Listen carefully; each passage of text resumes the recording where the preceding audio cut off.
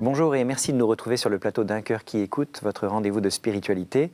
Aujourd'hui, nous avons la joie d'accueillir Marie-Hélène Valdan. Marie-Hélène, bonjour. Bonjour. Vous êtes veuve, Oui. mère de 6 enfants, grand-mère Oui. de 12 petits-enfants. Oui. Et vous exercez un drôle de ministère puisque vous êtes clown du bon Dieu. Oui. Vous êtes aussi aujourd'hui consacrée dans la fraternité Notre-Dame de la Résurrection qui a été fondée il y a 70 ans avec le père Caffarel. On va revenir sur ce parcours un peu étonnant, mais vous allez commencer par nous lire un texte, comme le veut la tradition dans cette émission. C'est un texte tout simple puisqu'il s'agit d'une prière, la prière de Charles de Foucauld. Mon Père, je m'abandonne à toi, fais de moi ce qu'il te plaira. Quoi que tu fasses de moi, je te remercie. Je suis prête à tout, j'accepte tout. Pourvu que ta volonté se fasse en moi et en toutes tes créatures, je ne désire rien d'autre, mon Dieu. Je remets mon âme entre tes mains, je te la donne, mon Dieu, avec tout l'amour de mon cœur, parce que je t'aime, et que ce m'est un besoin d'amour de me donner, de me remettre entre tes mains sans mesure, avec une infinie confiance, car tu es mon Père. C'est une prière que vous affectionnez particulièrement, que vous récitez régulièrement? Oui, parce que tous les matins, depuis 20 ans, je dis cette prière, et c'est vraiment mon guide de vie. Et cette prière avait été trouvée par mon mari qui est décédé donc il y a 20 ans et qui avait affectionné cette prière et on la récitait tout le dernier mois de sa vie. Donc c'est vraiment, ça fait partie de ma vie. Voilà. Très bien. Marie-Hélène, vous êtes mariée à l'église avec votre mari Guy, vous viviez dans un contexte chrétien, pour autant vous n'étiez pas un... J'étais pas un pilier d'église, non, c'était la coutume, hein. On avait la foi par, je dirais... Héritage? Oui, par héritage, oui... La société était encore, en 1966, était encore assez chrétienne. Ouais. Ouais. Vous avez eu 6 enfants avec Guy, votre mari est dentiste, et en 88, il tombe malade. Voilà, d'un cancer de la gorge, et donc là, c'est un parcours... au début, c'est vraiment la bombe qui vous tombe dessus, c'est vraiment le choc, mais ça remet tout en question. Et il y a eu tout un changement à partir de ce moment-là. Tout un cheminement de foi qui s'est fait aussi. Un cheminement, mais pas tout au début, pas le premier, parce qu'il y a eu une petite rémission après, et après un deuxième récidive. Voilà. Donc là, oui, ça a été encore un autre choc, et de choc en choc, on se pose toutes les questions existentielles. On se dit qu'est-ce qu'on fait là, pour à quoi on sert, où on va, etc. D'où viens-je, que fous-je, enfin c'est les... voilà, où vais-je. Et donc, oui, on a recherché des tas de trucs, puis on veut guérir à tout prix, puis... Alors, c'est là où on se dit, on n'est pas qu'un corps, on a quand même un cœur, puis une tête, voilà, on est physique, psychique, spirituel. Ça, c'est mon grand dada, en clown d'ailleurs. Et puis, bon, on est allé à Lourdes tout à fait par hasard aussi. La Vierge Marie est venue frapper à votre porte, mais comment êtes-vous arrivé à aller à Lourdes, justement? Il y a eu tout un cheminement, enfin ça c'est le bon Dieu, finalement, on cherchait quand même, on se posait les questions, on ne cherchait rien de particulier, c'est vraiment les questions existentielles. Et puis, comme Guy est dentiste, a dû abandonner son cabinet, bien sûr, sa dernière patiente, une bonne grand-mère fort sympathique, elle lui a dit, est-ce que vous avez la médaille miraculeuse? Qu'est-ce que c'est que ça? Non, on n'avait pas du tout, ni lui ni moi. Et donc, cette grand-mère lui a donné la médaille miraculeuse le lendemain. Et donc, petit à petit, la Vierge vraiment lui a couru après, dans tout un cheminement rigolo d'ailleurs, parce que sans rien chercher, la Vierge était tout le temps là. Et puis il est arrivé aussi, ce fameux 19 décembre 93. Mais auparavant, vous étiez allé à Lourdes avant ce fameux 19 décembre, oui, c'est ça? Oui, vous êtes allé jusqu'à aller... Oui, ça c'était un des signes aussi, nous a donné tout à fait par hasard le Prions en Église, où il y avait justement le pèlerinage de Lourdes Cancer Espérance, qui est une association donc pour les malades atteints de cancer et la famille. Et en septembre, donc, c'était quelques jours avant que ça commence, et il y avait cette pub-là, et il me dit, je veux y aller. Bon, moi j'aime. Donc là, on est quoi, quelques mois avant sa mort? Oui, en septembre. Donc, septembre, il est mort en janvier. Voilà, 3-4 mois. Et oui, là, ça a été vraiment. Là, ça a été vraiment un grand moment dans la foi. Mais c'était pas encore, enfin pour moi, c'était pas encore, ni lui non plus, la foi totale vraiment aux tripes, comme je dirais, comme après, plus tard. D'accord. Mais ça nous amenait, je suppose, mais le bon Dieu sait faire les choses, il nous mène ce qu'il nous faut pour aller là où il faut. Et puis donc le 19 décembre 93, là il y a eu vraiment la foi nous est tombée dessus comme à Saint-Paul, quoi. Alors comment, concrètement? Ah là là, bon, c'était en pleine nuit, il toussait beaucoup avec son cancer de la gorge, et en pleine nuit, il s'est levé et il toussait énormément. Je me dis c'est bizarre, il tousse drôlement. Et quand je me suis levée, c'était à 2h du matin, vous voyez, tout est bien dans ma tête. Et c'était sa carotide qui avait claqué, donc ça pissait le sang partout. Alors moi, j'étais affolée, je lui dis, j'appelle le SAMU. Il me dit, non, t'inquiète pas, ça va s'arrêter, c'est le début de ma guérison. Je me suis dit, il pète les plombs en plus. Et donc j'ai appelé bien sûr le SAMU, mais effectivement, ça s'est arrêté. Donc ça, c'est complètement incompréhensible. Mais donc on l'a emmené à l'hôpital, enfin aux urgences.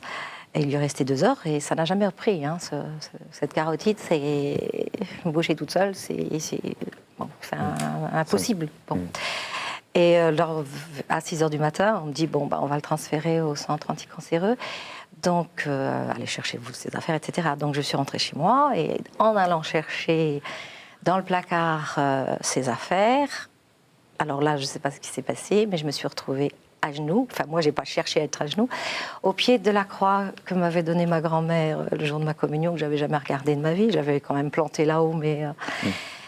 Et là, j'ai fait l'expérience de Dieu, je suppose, comme finalement beaucoup de gens, après en parlant depuis 20 ans, il y en a beaucoup. Au début, je n'ai pas voulu en parler de ça, parce que c'est quelque chose tellement intime. Alors, j'ai rien vu, j'ai rien entendu. Le terme qui correspond le mieux, c'est saisie. J'étais saisie. C'est-à-dire qu'en une seconde, enfin, je ne sais pas pourquoi, il n'y a pas de temps, c'est comme si vous compreniez tout, d'un amour infini, mais infini, qui vous transperce jusqu'aux os, quoi. Et... alors, je me suis sentie petite, minuscule, une petite graine au milieu de l'univers, mais en même temps une force extraordinaire. C'est en même temps la petitesse et cette grandeur. Mais saisie par Dieu, c'est une puissance, une je ne sais pas comment dire d'ailleurs, c'est très dur. Mais par contre... oui, ma petitesse au milieu de cette grandeur, mais cet amour, c'est surtout un amour infini et une joie extraordinaire. Comme si un voile tombait. Alors, c'est vrai, je dis, j'ai rien vu, non, j'ai rien vu, mais il y a quand même une lumière, enfin... Une lumière intérieure? Ouais, c'est dur à dire, parce qu'il n'y a pas de mots. Bien entendu. C'est saisi et ouais, dans un ailleurs qui est indestructible. Ça, alors donc ça met la foi au tripes, là, c'est pour ça que je dis c'est la foi à l'intérieur, quoi. Et ça, c'est impossible à ôter. Je crois que je pourrais être martyr maintenant, parce qu'on ne pourra pas me faire ôter ça, quoi. C'est pas possible.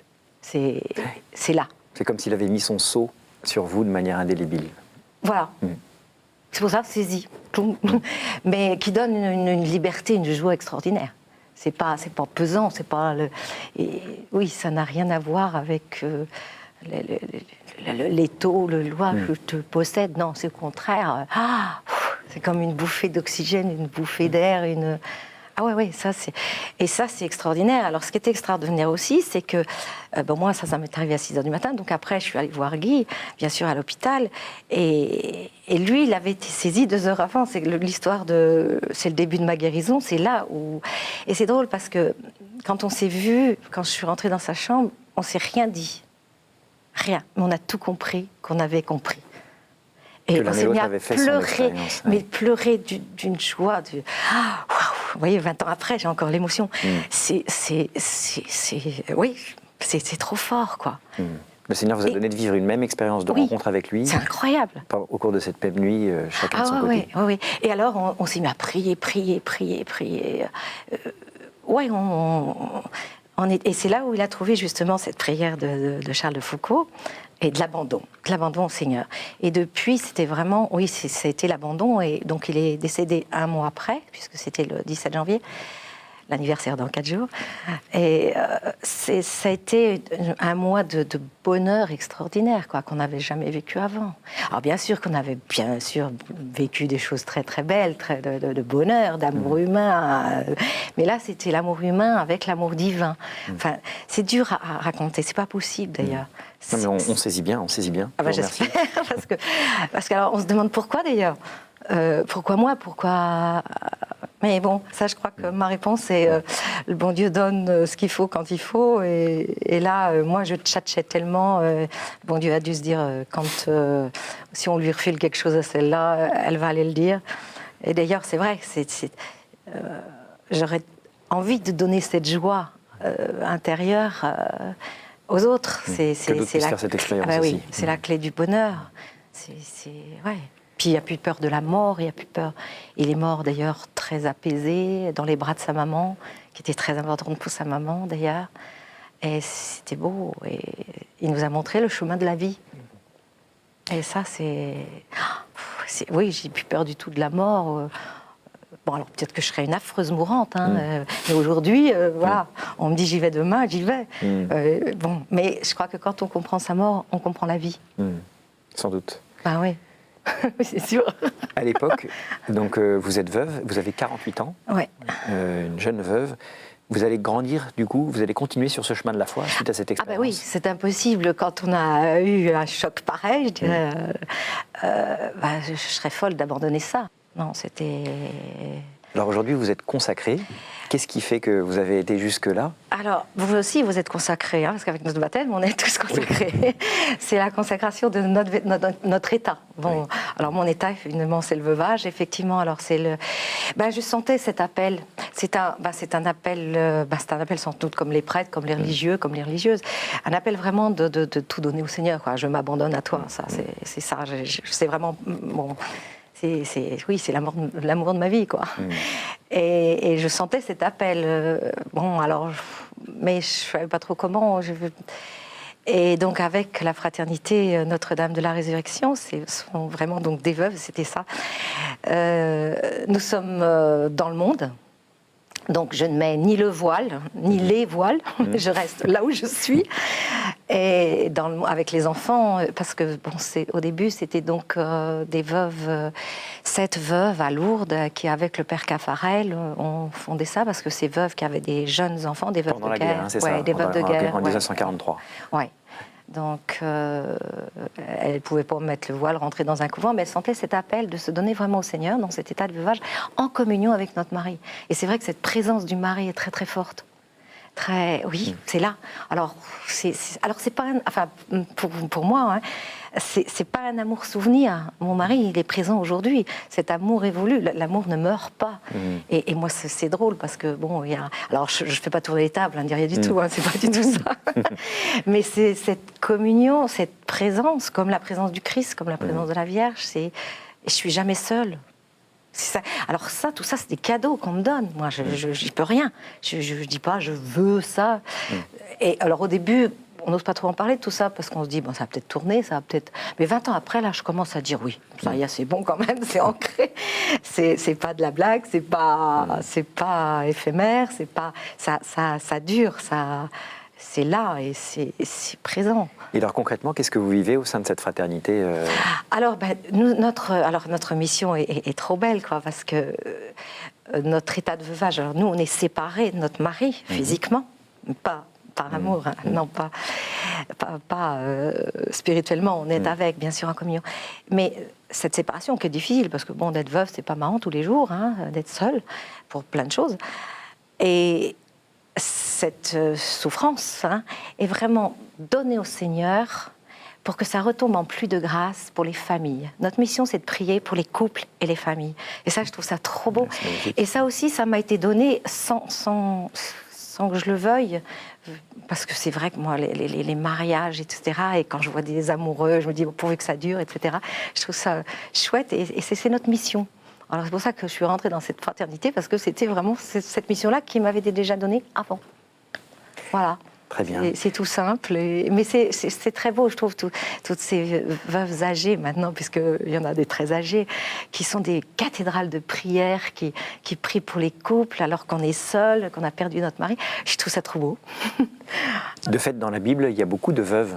Oui, oui. Qu'est-ce qu'elles nous enseignent ou qu'est-ce qu'elles vous enseignent, justement, ces veuves de la Bible? Eh bien, justement, cet amour qui ne meurt pas, et cette présence d'amour qui est là, on est déjà dans la vie éternelle. D'ailleurs, celui qui croit en moi a la vie éternelle. C'est pas pour plus tard, la vie éternelle, elle est là déjà. Oui. Et déjà, on peut en faire un cadeau. On est en fiançailles, là, on est en train de... Voilà, on revit des fiançailles et dans l'attente de l'époux. Mais alors, il y a l'époux, il y en a plusieurs, là. Il y a l'époux Dieu et puis il y a l'époux, notre époux humain. On va maintenant changer un petit peu d'univers, mais pas complètement finalement. Vous êtes aussi clown du bon Dieu. Ouais. Alors ça aussi. Comment c'est arrivé cette histoire? Alors voilà, s'abandonner au Seigneur, ça donne des chemins extraordinaires parce que là, franchement, si on m'avait dit ça, alors la semaine qui a suivi la mort de Guy, je me suis inscrite à un cours de clown. Faut le faire quand même. Oui. Bon. C'était le cercle laïque dijonnais qui ouvrait ses portes au mois de janvier et qui cherchait des pecnos pour avoir des élèves pour adultes. Et c'était pas très loin de la maison. Je me suis dit, bon, Guy est décédé. Ça me donne du temps, je dirais, le soir, puisque c'était le soir. Bon, bref. Donc j'y suis allée avec une de mes filles, d'ailleurs, et puis ça m'a plu d'emblée. Le clown, alors parce que le clown, c'était physique, c'est ludique, et puis ça travaille aussi tout l'intérieur. Hein. Ça travaille les 3 dimensions là. Hein. Et ça m'a plu d'emblée, donc ça a duré 2 ans. Puis au bout de 2 ans, le prof est parti. Alors ça, j'étais vraiment déçue. Mais il y a eu Kinou le clown, qui est un des premiers initiateurs des clowns à l'hôpital pour les enfants, qui est venu faire un week-end à Dijon. Donc je me suis inscrite pour ces 2 jours. Et à la fin du week-end, il a dit, est-ce que il y en a qui seraient libres pour être clown à l'hôpital, parce qu'à Dijon, il n'y a personne. Donc, hop, d'emblée, je me suis levée comme ça, sans réfléchir. On était 4. Et on a créé le trèfle à 4 clowns donc, pour l'hôpital de Dijon, pour l'hôpital d'enfants, donc qui dure depuis 1998, c'est ça, quelque chose comme ça. Et tous les jeudis après-midi, donc, les clowns passent à l'hôpital d'enfants. Il n'y a pas eu un jeudi de loupé. Alors, moi, j'ai un peu abandonné, j'ai abandonné le clown à l'hôpital. Je ne passe plus à l'hôpital parce que ça tourne bien. Le trèfle à 4 clowns, ils sont merveilleux. Toujours, on se voit bien sûr. Mais parce qu'il y a eu une autre dimension, la foi. Donc la foi m'est tombée dessus. Et donc il y avait ce chemin de foi. Et puis petit à petit, sans que je cherche, c'est pareil, c'est toujours des données, sans que je le cherche, on m'a demandé de témoigner des clowns à l'hôpital. On m'a demandé dans des écoles, dans le catéchèse, des témoignages. Au début, c'était des témoignages, mais tout à fait civils. Bon, puis après, ça c'est un peu... Vous n'étiez pas déguisé en clown, vous racontiez ce Alors que vous viviez. au début, oui, puis après je me suis dit, mais je vais y aller en clown, parce que c'est plus marrant d'ailleurs, et puis ils verront bien comment je suis, et puis c'est plus ludique. Donc alors j'ai commencé à faire des petits témoignages en clown, etc., enfin tout à fait comme ça. Puis après c'était dans des catéchèses, alors ça s'étoffait, etc. Et puis de fil en aiguille, ça a pris des énormes proportions. Donc il faut choisir. Hein. Et puis on m'a appelée dans toute la France. Et donc j'ai abandonné le clown à l'hôpital, mais maintenant je suis clown du bon Dieu et c'est vraiment tout m'est donné parce que j'ai jamais construit quelque chose. C'est pas un spectacle. D'ailleurs, je sais pas définir ce que je fais. Pour moi, c'est vraiment une catéchèse de la vie. Une catéchèse de l'amour de Dieu, oui, alors d'où on vient, voilà, où on va. Alors je m'amène même avec ma grosse croix, je plante ma croix dans ma vie, et alors il y a j'ai plein d'instruments, oui, des bricoles symboliques, et c'est très ludique. C'est très visuel, très coloré. C'est une catéchèse colorée et apparemment ça plaît parce que j'ai pas de site, j'ai rien, j'ai même pas une carte visite, j'ai rien. Enfin, j'ai rien et on m'appelle un peu partout. Et Mais je dois dire non tout le temps parce que je ne peux plus suivre. Les gens qui vous appellent, en fait, ils vous appellent pour donner donc un spectacle, pas vraiment un spectacle, une catéchèse, voilà. pour un public particulier. Et puis, en fonction du public, voilà, vous en arrivez fonction du thème, parce qu'il y a un thème où c'est une profession de foi, où c'est pour des personnes âgées, ou même avec des évêques, oui, pareil, une centaine d'évêques et vicaires généraux, etc. Et là, il fallait que je leur parle, en plus de ça, de leur vie spirituelle, en clown, grand-mère. C'est l'humour du ciel, parce que franchement, et ça a été super. Enfin, moi, j'ai trouvé ça super, eux aussi, apparemment. Les retours que vous avez, c'est... Enfin, déjà, les gens rient pendant le il peut y avoir les deux, parce que ça fait réfléchir aussi, mais d'une façon ludique. Alors, oui, les gens rient, oui, bien sûr, et moi aussi. Et moi, je suis la première surprise, parce que c'est de l'impro. Moi, ma seule préparation, c'est de prier avant, parce que moi, c'est pas un truc commercial. C'est pas... Moi, j'ai jamais rien cherché, d'être là, de faire du spectacle, c'est pas mon truc. Enfin, je veux dire... non, je suis pas une pro du spectacle. Enfin, alors, moi, ça me fait rire d'être là et d'être n'importe où. Je me dis, mais bon, mon Dieu, tu m'as mis là, c'est peut-être pour quelque chose. Si seulement il y en a un qui se convertit, ça sera chouette. S'il y en a un qui, à la fin de sa vie, se souvient des grands cœurs que je trimballe et qui a un bon Dieu, ben bon, j'en aurais au moins gagné un. Voilà. Moi, oui. Et alors, ce qui est drôle, c'est que pendant ce que je fais, ce que je suis surtout, parce que c'est plus le paraître, là, c'est vraiment l'être. Et moi, je sais même pas ce que je dis, et je rigole en même temps ce qui m'arrive, parce que j'écris rien, c'est vraiment de l'impro, et moi ça m'amuse autant que je m'amuse autant. D'ailleurs, je vais vivre un moment avec, c'est pas un spectacle, je suis avec, on va vivre un morceau d'éternité, notre éternité elle est là. Vous disiez, quand je vous ai vu tout à l'heure, l'école de clown, c'est l'école du chrétien. Qu'est-ce que vous voulez dire par là? Ah oui, c'est la même école, parce que le chrétien, le clown, il retrouve son cœur d'enfant. Le chrétien retrouve son cœur d'enfant. Le chrétien, en principe, il ne devrait pas paraître, il doit être. Et c'est vraiment le clown, il a justement cette simplicité d'être. S'il a envie de rire, il rit. S'il a envie de pleurer, il pleure. S'il a envie... Voilà, et il va recevoir toutes les émotions. C'est un travail d'écoute extraordinaire. En principe, le chrétien devrait écouter l'autre. On s'accueille soi-même, s'accueillir comme un don de Dieu. Le clown, il s'accepte tel qu'il est pour pouvoir accepter l'autre. Si on se méprise, on va mépriser l'autre. Donc c'est déjà une connaissance de soi, mais le chrétien, c'est pareil. C'est s'accueillir comme un don de Dieu, c'est même si... et s'accueillir très très petit. Le clown, il rate tout. Il est dans... Et qu'est-ce que c'est libère? On a le droit de rater, on a le droit de...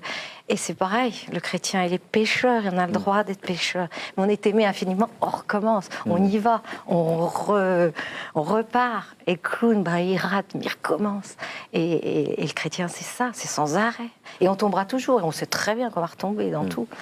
Et c'est l'humanité, notre petitesse d'humanité, le clown, c'est génial. Et là, on pourrait en parler des choses. Pendant des heures. Alors malheureusement, l'émission doit s'achever. Vous avez aussi été pendant 11 ans délégué pour l'association Lourdes Cancer Espérance. On n'aura malheureusement pas le temps d'explorer aussi cet aspect-là de votre vie. Je vais vous poser les questions que je pose rituellement à la fin à mes invités. La première, quel conseil donneriez-vous à quelqu'un qui vous dirait « j'ai envie de devenir chrétien, par quoi dois-je commencer ?» S'il a le désir, il a déjà la foi. Parce que, laisse-toi aimer, aime. Va te planter devant le Saint-Sacrement et puis écoute, fais silence en toi. Et puis donne-toi, parce que quand on est heureux quand on rend les gens heureux, et cette joie, c'est la joie du bon Dieu, c'est la joie de l'amour. Donc vas-y, va auprès de Dieu, écoute, et puis va auprès des autres. Quel est votre héros, votre saint, la personne que vous trouvez admirable? Marthe Robin. Qui est pourtant tout l'inverse de moi, puisqu'elle a passé 50 ans à pas bouger dans un lit, alors que moi je bouge partout. Mais elle me saisit, cette femme. Elle est toute abandonnée. Alors là, c'est l'abandon total. Je crois que là, vraiment, je me régale avec ses écrits. Au jour du jugement, qu'aimeriez-vous que Dieu vous dise? Ah, viens, je t'aime. Et j'aimerais qu'ils me disent, oh, tu m'en as amené plein. Ils sont là à t'attendre. La foule, j'aimerais. Merci beaucoup Marie-Hélène.